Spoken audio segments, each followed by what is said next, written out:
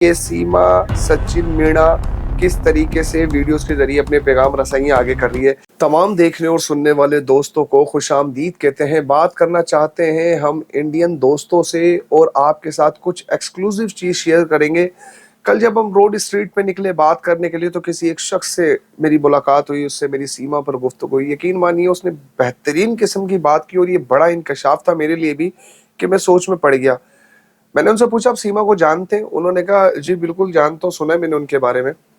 तो मैंने कहा आपको क्या लगता है कि ये मोहब्बत की दास्तान? उन्होंने कहा बिल्कुल भी नहीं। अगर ये मोहब्बत का केस होता तो और भी बहुत सारे लोग मोहब्बत करते हैं, इतना झमेला पैदा करने की क्या जरूरत थी? सिंपल तलाक लेती, वीजा पासपोर्ट बनवाती, क्योंकि तलाक लेने के बाद तो आप आजाद है ना, आपको कोई रोक थोड़ी सकता है कि आपने कोई उसको पकड़ लेना है। या तलाक का सिस्टम बड़ा सिंपल सा है। अगर आप, और सबसे बड़ी बात, आपका शोहर तो पाकिस्तान में भी नहीं था, आपका शोहर तो था भी दुबई में। आप खुला लेती, कोर्ट के जरिए खुला आपको मिल जाती, वकील आप हायर करते। अच्छा आपके पास पैसा भी था, ऐसा नहीं था कि आपके पास पैसा नहीं था। आपने हर वो काम किया जो कंट्रोवर्शियल था। सबसे पहले मैं आपसे वो एक्सक्लूसिव चीज शेयर करता चलूं और वो आपको आगे वीडियो में भी नजर आएगी जिस शख्स ने मुझसे बात की थी।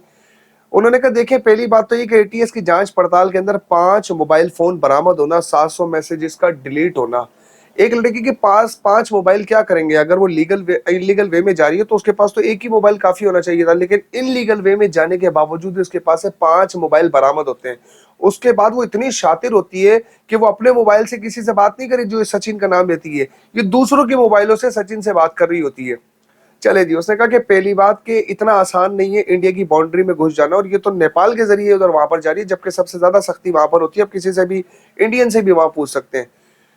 उसने एक बात कही जो मुझे दिल पर लगी कि जो बंदी 5 मोबाइल लेके नेपाल के रास्ते पकड़ी गई है जब वो इंडिया में आई है, अभी वो किस तरह मोबाइल इस्तेमाल करे, क्योंकि एटीएस की मुकम्मल तौर पर इंडिया के इदारों की उसके ऊपर नजर है। तो इसने दूसरा जो रास्ता, इसके स्क्रिप्ट राइटर जो थे, जो प्लान में शामिल थे, उन्होंने क्या किया कि उन्होंने इसको कहा कि वीडियोस के जरिए, क्योंकि अभी हमने कहा था आपको ये आखिरी दम तक जो है ये आपके सामने यूट्यूब के जरिए सामने रहेगी। अब आपने ये काम करना है, इसकी वीडियोस पर नजर रखनी, और ये बात कहीं ना कहीं किसी हद तक किसी कड़ी मिलती जरूर है।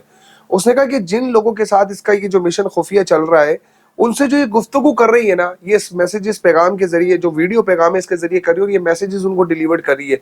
अब ये खुफिया अलामात में भी हो सकती है, जैसे आपने देखा था कि डॉक्टर रोशन अजीम जो इधर के लॉयर है, हमने उनसे बात की कि एटीएस की जांच पड़ताल के अंदर खुफिया कोर्स बरामद हुए थे। फुप्पी, फुप्पी का फल, फ्रूट, इस तरीके के अल्फाज थे जो उसमें खुफिया अल्फाज पाए गए। तो कहा कि आप ये नोट कीजिएगा कि ये जो भी गुफ्तगू कर रही है वीडियो के अंदर, कहीं ना कहीं कोई इशारा किसी को ये जरूर दे रही है, क्योंकि अगर ये लैंडलाइन पे मोबाइल में बात करेगी तो पकड़ी जाएगी ये। तो इस ये वीडियो पैगाम के जरिए दे रही है। अच्छा अब आ जाती है बात, अगर आप इसका सुनेरियो स्टार्ट मतलब टॉप टू बॉटम देखेंगे ना, आपको यही नजर आएगा कि इसने हर वो काम किया जिससे इसको हाइप क्रिएट मिलती। मतलब एक शख्स होता है सिंपल से शादी करने के लिए प्यार मोहब्बत में करता है, तो वो रास्ते क्लीन चाहता है।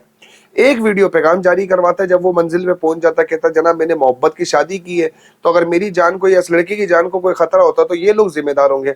अच्छा इस केस में ऐसा नहीं मिलेगा आपको। इस केस में आपको ढिठाई, बेगर्ती, सब चीजें अरूज पे मिलेंगी। कैसे?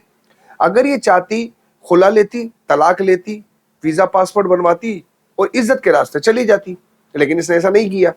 इसने क्या किया कि शादीशुदा रहते हुए लाइफ के अंदर इसने पहले उसके घर को बेचा, ताकि कंट्रोवर्शियल मामला बने, कोई बंदा चिल्लाएगा भाई मेरा घर भी बेच दिया, मेरे पैसे भी ले गई। फिर ये 4 बच्चे भी ले गई। अब लाजमी जो निकाह में मौजूद है, ऑलरेडी वहां कमाने के लिए गया हुआ है, तो उसने तो और शोर मचाना था। फिर ये इनलीगल रास्ते से गई। मजीद एक हाइप क्रिएट हो, भाई एक बंदी कैसे इंडिया के अंदर घुस गई कि इतना नाकिस सिक्योरिटी सिस्टम है इंडिया का कि जो है वो ये वहां पर आराम से चलेगी 4 बच्चे लेकर। फिर ये वहां जाती है, कैमरों के आगे बैठ जाती है, इतनी निडर कहती है मैं 5वीं पास हूँ। यकीन मानिए, मैं आपको अनकरीब, हम लोग ये प्रोग्राम भी करने वाले और यहाँ के तालीमी इदारों के पास आपको लेकर चलेंगे। सिंध के जो तालीमी इदारों की तो खैरपुर की बात करी है, कराची, हैदराबाद, इन सिटीज का सिंध का तालीमी सिस्टम इतना अच्छा नहीं है। तो ये कहाँ से 5वीं क्लास में इतनी एक्सपर्ट हो गई? सिंध का, मैं पूरे ओवरऑल सिंध की बात कर रहा हूँ, तालीमी निज़ाम इतना अच्छा नहीं। मैं पंजाब की बात नहीं कर रहा, पंजाब का तालीमी निज़ाम अच्छा है। तो इसका ये भी झूठ है कि ये 5वीं पास है और ये सिर्फ 5वीं पास, मतलब इसको आईएसआई का नहीं पता, वीपीएन का पता था। इसके हर पहलू में आपको झूठ भी मिलेगा और इसके हर पहलू में आपको कंट्रोवर्सी मिलेगी। मैंने आपको एक लफ्ज दिया था, ये राखी सावंत से भी बड़ी जो है खिलाड़ी है, क्योंकि वो तो सिर्फ एक एक्टर है, ये तो पूरी एक मिशन पर आई हुई है। हम ये जो आपसे बातें कर रहे हैं ना, देखिए एक बात समझ लीजिए, अगर इस दरमियान कुछ पॉलिटिशियंस भी इन्वॉल्व है ना, तो उनको उनकी सियासत करने दें। सबसे पहली बात ये, चंद बेवकूफ अभी भी सिर्फ इसको इस बात पर सपोर्ट कर रहे हैं कि जनाब इसने अपना रिलीजन चेंज किया, इसने हर वो काम किया जहां से कंट्रोवर्सी बन सकती थी और जहां ये इंडिया में रह सकती थी।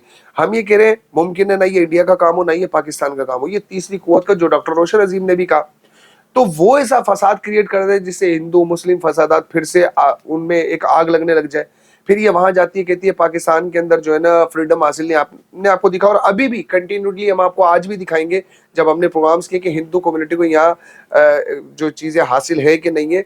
अब एक बात आपसे भी करते चलते हैं, अगर आपको कुछ भी ऐसा मिलता है ना, आपको नजर आता है कि किसी से जबरन कलमा पढ़वाए किसी शख्स ने, आप हमें बोलिएगा, पूरा प्रोग्राम करके ईमानदारी के साथ आपको दिखाएंगे। हाँ, लड़की के केस में नहीं करेंगे, सीधी सी बात है।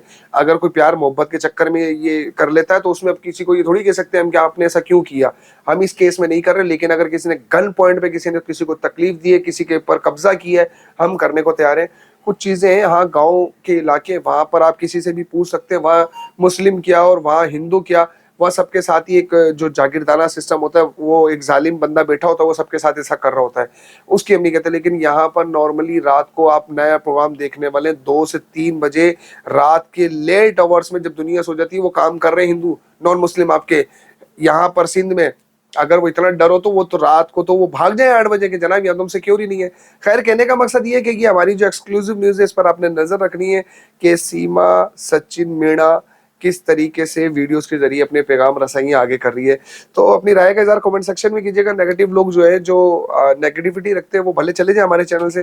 दूसरी बात ये कहूँगा, सपोर्ट नहीं कर रहे हैं आप लोग, चैनल को सब्सक्राइब नहीं कर रहे हैं। 90% लोग सिर्फ देखते हैं और स्विच कर जाते हैं। हम प्यार मोहब्बत के लिए काम कर रहे हैं, पीस के लिए काम कर रहे हैं, एक दूसरे के दिलों में जगह बनाने के लिए काम करें ताकि नफरतें खत्म हो सकें। आप लोग सपोर्ट करें, वीडियोस को शेयर करें, कमेंट्स करते हैं, बहुत अच्छा लगता है। अपना ख्याल रखिएगा, मिलते हैं अगली वीडियो में, तब तक के लिए अल्लाह हाफिज़।